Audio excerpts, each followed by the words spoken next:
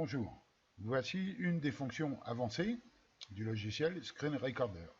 La possibilité d'afficher dans votre vidéo que vous êtes en train de tourner un petit encart avec votre webcam. En cliquant sur l'onglet Webcam, à Device, en cliquant sur l'icône ici, vous pouvez choisir votre webcam qui doit apparaître automatiquement. La voici.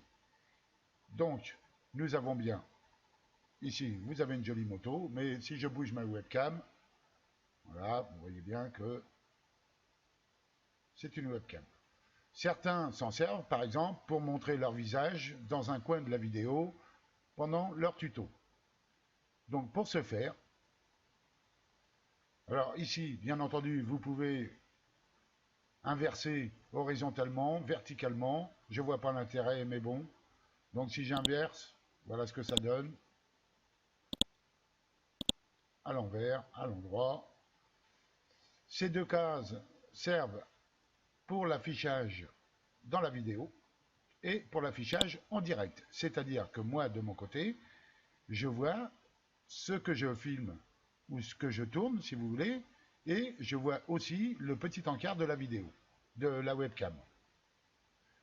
Pour changer l'encart de la webcam, vous avez le choix, ici, en déplaçant votre curseur, de la mettre, par exemple, en bas, ici.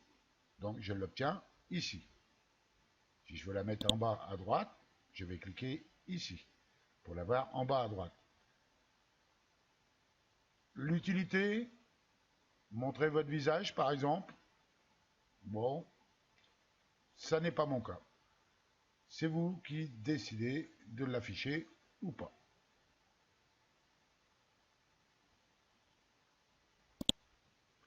Une autre option qu'on a aussi, Timer. Dans cet onglet Timer, c'est une option qui permet d'espionner, tout simplement. D'espionner qui? Eh bien, votre enfant, par exemple, quand vous partez en course ou en déplacement, vous soupçonnez votre enfant d'aller sur des sites pas trop recommandables, et vous pouvez très bien l'espionner pendant votre absence. Imaginons, par exemple, je veux espionner. Donc, il faut savoir que si j'affiche une heure ici, qui date d'avant l'heure à laquelle on est actuellement, elle va passer automatiquement à demain, tomorrow. Actuellement, j'ai 18h48, et si je mets 17h, ça va m'afficher tomorrow. Par contre, si je mets 19h, étant donné que les 19h seront dans 11 minutes, ça va démarrer dans 11 minutes. J'espère que je me suis bien fait comprendre. Donc, imaginons que demain, à 8h, je m'absente. Je veux donc, en cochant cette case, qu'un enregistrement démarre automatiquement à 8h demain matin. Et après, j'ai le choix qu'il se termine par exemple à 8h30 ou bien qu'il dure pendant X minutes ou X heures, minutes, secondes. Par exemple, je peux mettre ici 20 minutes, ce qui va annuler les 8h30.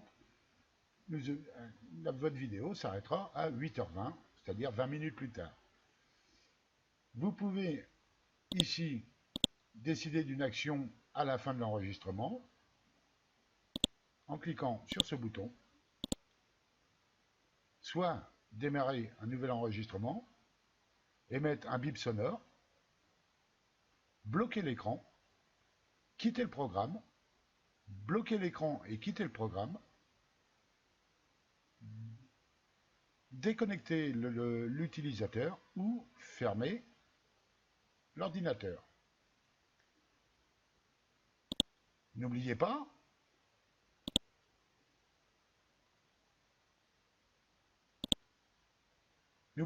que cette fenêtre, il faudra faire en sorte qu'elle n'apparaisse pas. Donc, comme expliqué dans la première vidéo, il faudra faire un clic droit sur l'icône de la barre des tâches et désactiver Show Main Panel. de façon à ce que cette fenêtre n'apparaisse pas et que la personne qui est espionnée ne s'aperçoive pas qu'elle est espionnée, justement. Donc, voilà. Pour le reste, nous avons Live, que j'expliquerai dans une autre vidéo. Pour les autres réglages avancés, nous avons dans vidéo, par exemple, le format MP4 qui est coché par défaut, que je vous conseille de laisser si vous mettez des vidéos sur YouTube, et le codec en H264 MPEG4, qui est le codec MP4 tout simplement, bien connu pour envoyer vos vidéos sur YouTube. Pour l'audio, par défaut, il est à 128 kilobits recommandé. Étant donné que nous avons affaire à de la voix, c'est-à-dire à ma propre voix, vous pouvez tout à fait descendre en résolution, sachant que plus vous descendrez, et plus le fichier sera léger, et plus vous montrez, plus votre fichier sera lourd à la fin. Ici, vous avez Capture Speaker Headphone. Ça, c'est pour capturer le son de vos haut-parleurs. En haut, vous avez le folder, c'est-à-dire l'endroit où va être enregistré soit l'audio, soit la vidéo, par défaut, dans Vidéo Recording. Et File Name, le nom automatique qui sera donné à vos vidéos ou à votre audio. Nous avons le live que j'expliquerai dans une autre vidéo, la webcam que nous avons déjà vue, les screenshots. Donc ici, vous pouvez décider ici d'avoir un son à chaque capture d'écran. Et ici, vous pouvez décider aussi à intervalles réguliers de faire des captures d'écran. C'est-à-dire, au lieu de faire une vidéo, vous faites des captures d'écran à intervalles réguliers, de façon à avoir plusieurs images pour poster un tuto, par exemple. Le format en PNG, le moins lourd.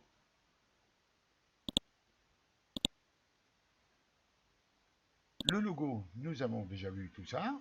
Le curseur aussi.